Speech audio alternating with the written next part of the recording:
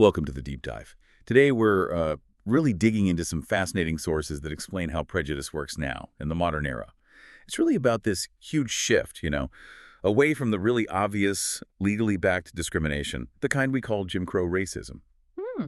So our mission here is to unpack let's say, the new mechanics of bias. Right. We'll explore three big theories: modern-symbolic, aversive, and ambivalent prejudice. And these theories tackle a really tricky question. Why do people who genuinely say they believe in equality sometimes still act in ways that are, well, subtly biased or discriminatory? The key word seems to be justification. Yeah, and to really get a handle on today's issues, you have to look back. It wasn't that long ago, mid-20th century, that Jim Crow was just the norm. It was explicit, it was overt, built on this idea of white superiority, segregation, all backed up by actual laws, schools, jobs, everything. A completely different world where prejudice was just out in the open, accepted, even legally enforced. Exactly. Then came the big shifts. 1954, Brown v. Board of Education, then the Civil Rights Act in 64. These weren't just legal changes, they shifted the whole social landscape. Racial equality became more of a core American ideal, at least on paper. And racism itself started being seen not as normal, but as fundamentally bad. Okay, so if the rules changed, the social rules, and most people now say they reject that old-style racism, why does prejudice persist? Why does it still seem to shape things so much, maybe just beneath the surface? Well, it's because how we're socialized, what we learn growing up, that runs deep. Even if we consciously accept equality as a principle, we still pick up negative stereotypes, maybe negative feelings, often subtly. Think about media portrayals or just cultural habits. So you end up with people who are genuinely motivated to seem non-prejudiced, but those underlying, maybe unconscious biases haven't just disappeared. Right, and we know they haven't vanished because researchers have had to get really creative to even measure them. You can't just ask, are you biased, and expect a straight answer anymore.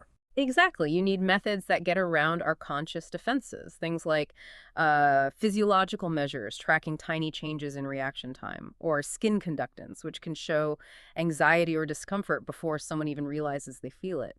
Combine that with observing actual behavior and, crucially, listening to the experiences of people from minority groups. Yeah. It all confirms prejudice is still very much active, even if people explicitly deny it. And that gap, that difference between what we say and what might be happening underneath, that's the foundation for these three theories, right? The split between explicit and implicit prejudice. Implicit prejudice, yeah, that's really central to understanding modern bias. It's about these automatic links, associations in our memory that pop up without us consciously thinking about them. They're hard to control. They can trigger feelings or actions we don't intend. And yeah, you just can't measure them by asking direct questions. Which is so different from explicit prejudice. The stuff you can access consciously, the stereotypes or attitudes you're actually aware of and might even endorse. So the big picture is, our explicit beliefs have generally gotten better, more egalitarian, but those implicit automatic reactions, they often stick around. And it's that tension, that conflict between our conscious values and those automatic feelings that creates the conditions for these modern forms of prejudice to emerge. Modern-symbolic, aversive, and ambivalent, they're always people navigate that internal conflict. Okay, let's start with modern-symbolic prejudice, MSP. This one seems particularly tied to political attitudes. It came about, what, in the 70s? Because researchers noticed this strange thing. Yeah, this contradiction. Most white Americans would say, sure, I support integration in principle, equal schools, equal job opportunities, abstract ideas. But then when it came to specific government actions to make that happen, like busing kids to different schools or affirmative action programs, they rejected them strongly. So what's the thinking behind MSP? How does it work? Well, it's interesting because it reframes the issue. It's not about biological inferiority like old school racism. It frames Black people as morally inferior, supposedly because they violate cherished American values.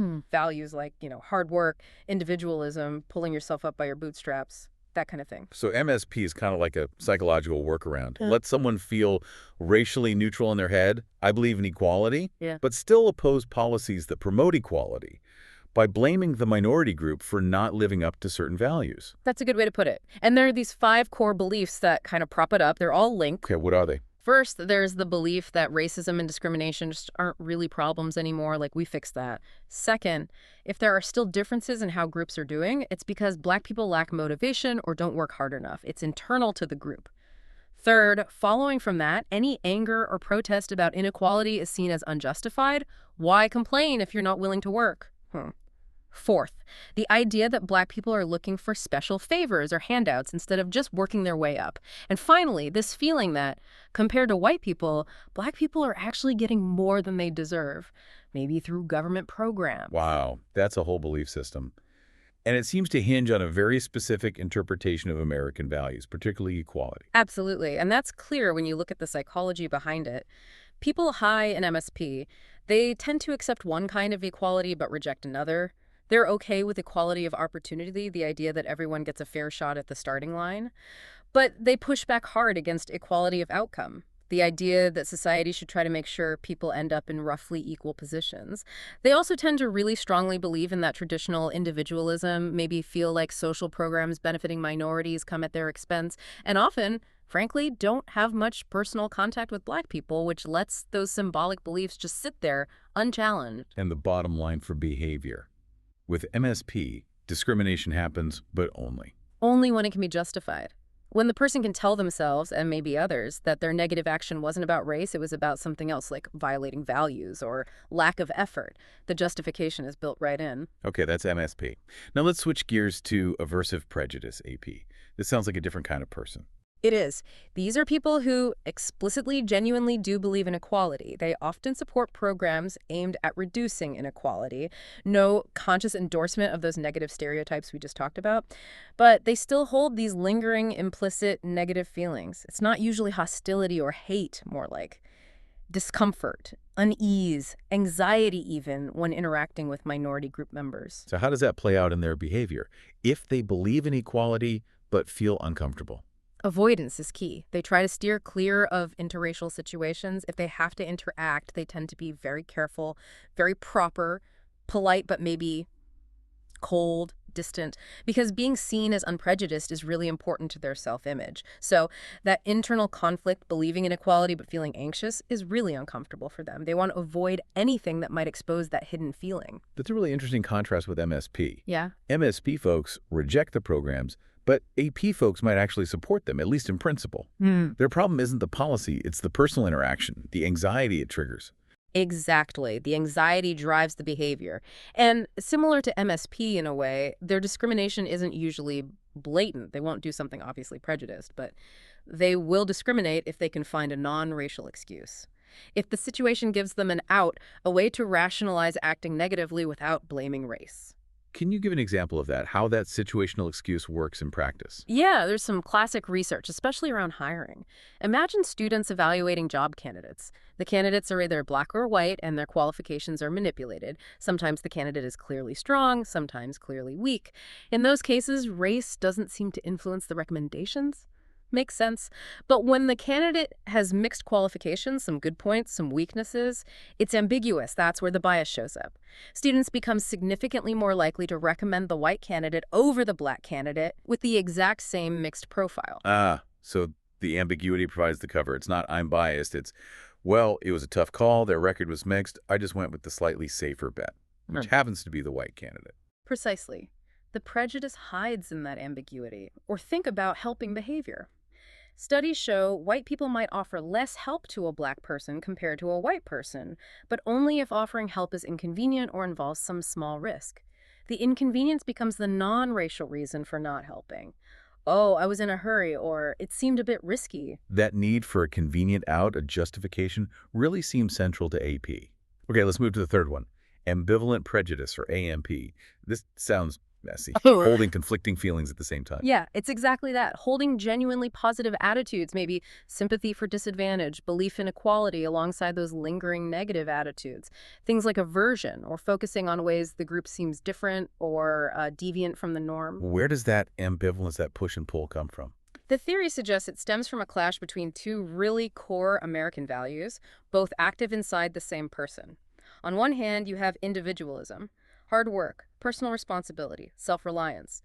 Focusing on this value tends to make people notice ways the minority group seems to fall short, leading to negative feelings. But on the other hand, you have egalitarianism.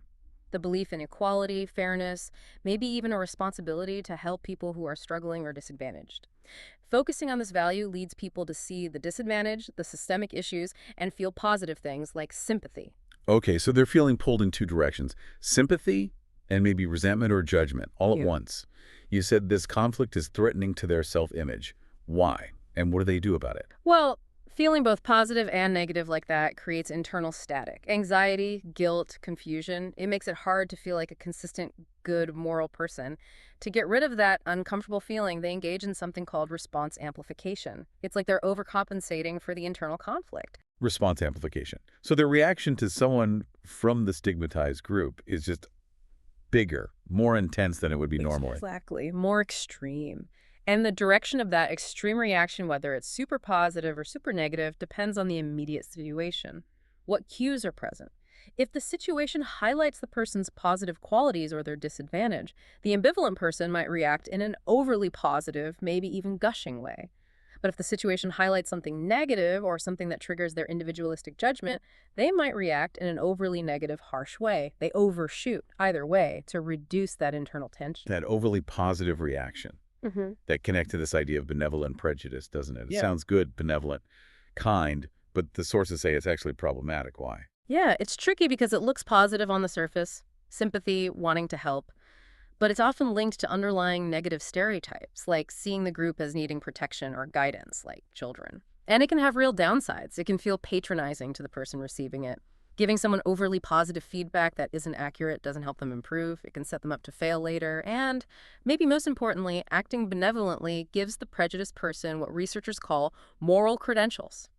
They can point to their kindness as proof they aren't prejudiced, making it harder to see or address any underlying negativity. Plus, because it feels good and looks positive, it's really hard for the person themselves to recognize it as a problem or want to change it. So these three theories, MSP, AP, AMP, they aren't totally separate boxes, are they? No, definitely not. They can overlap. A person might lean on moral justifications, like an MSP in one situation, and rely on situational ambiguity, like an AP in another. Or maybe their ambivalence, AMP, leads to amplified reaction sometimes. But the common thread weaving through MSP and AP especially, and influencing AMP's expression, is that search for a non-racial justification, a way to act on bias without appearing biased. So if these are the complex ways prejudice works now, what does the flip side look like? What defines someone who is genuinely unprejudiced, according to this research? It's not just about not hating people, right? It's more active than that. Right. The research suggests truly unprejudiced people tend to show a few key things. They strongly accept both equality of opportunity and equality of outcome. They see systemic issues and believe society has a role in fixing them. They also tend to have more complex identities. They see themselves belonging to many different groups, not just one dominant one. This makes it easier to connect with others. They focus more on similarities between people, and when they see differences, they view them as enriching, not threatening. And crucially, they have a wide scope of moral inclusion. They draw a big circle around who counts as us, who deserves fairness and empathy.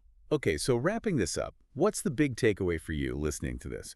We've seen this major shift from that old-fashioned overt racism to these newer forms that are slippery, complex. They depend on justifications, unconscious stuff, internal conflict. Yeah, the key difference to really grasp is that discrimination today often only surfaces when it can be disguised. Hidden under a non-racial reason, whether that's a moral judgment about values, MSP, a convenient situational excuse, AP, or even an extreme reaction driven by internal conflict, AMP. The real challenge now is learning to recognize those justifications, those seemingly neutral reasons for what they sometimes are cover for underlying bias. And maybe a final thought to leave you with, connecting back to that idea of benevolent prejudice. We know it involves seemingly positive actions that can still reinforce inequality and give the actor moral credentials. So maybe consider this. In a society that often really emphasizes just being nice or polite, how might that very focus sometimes, unintentionally, shield deeper, more systemic kinds of prejudice from the tough questions and critical examination they really need?